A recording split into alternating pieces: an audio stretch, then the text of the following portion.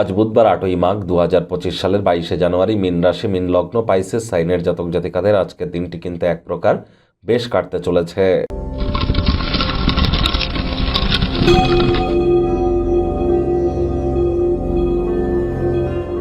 ভিডিওটির শুরুতেই স্ক্রিনে আপনারা দেখতে পাচ্ছেন বুধ গ্রহের বীজমন্ত্র।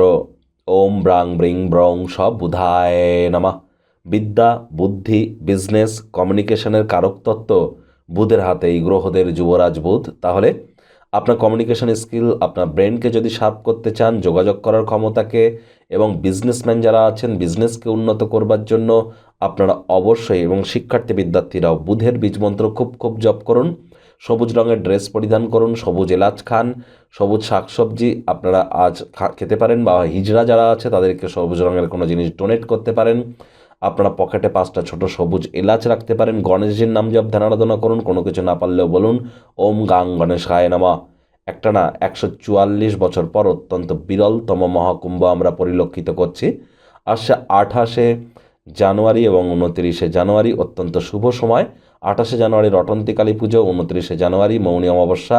এ সময় মহাকুম্ভের পুণ্য স্নান করতে যেন ভুলবেন না। ভাগ্য মিটার আজ আপনাদের বলছে 8.5 আউট অফ 10। ভাগ্য আপনাদের অনুকূলেই থাকবে। তবে পারিবারিক জীবন সম্পর্কে আপনাদেরকে একটু সাবধানতা অবলম্বন করেই চলতে হবে।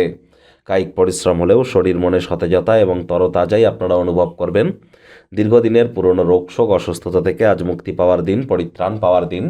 মানসিক শান্তির জন্য উত্তেজনার সমাধান করুন। অর্থগত ব্যাপারে আয় ইনকাম বাড়বে, তবে খরচও কিন্তু বাড়তে চলেছে, যার কারণে সঞ্চয় ঘাটতি কিন্তু পড়তেই পারে।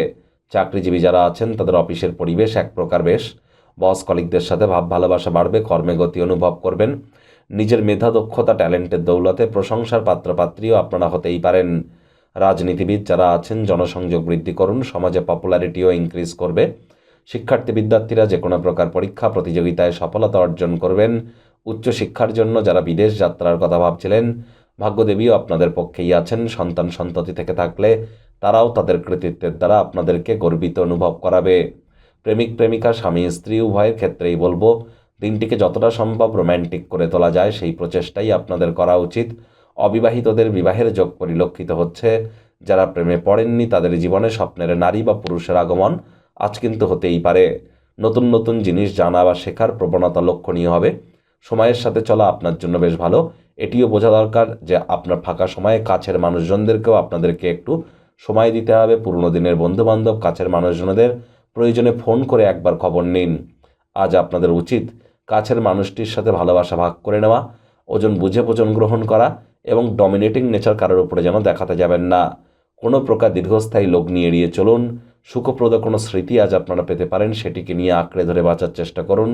আজ আপনার কাছের কোনো মানুষের সাথে কোনো ভালো মানসিক বন্ড আপনার দিনটিকে কিন্তু মজবুতি প্রদান করতে পারে।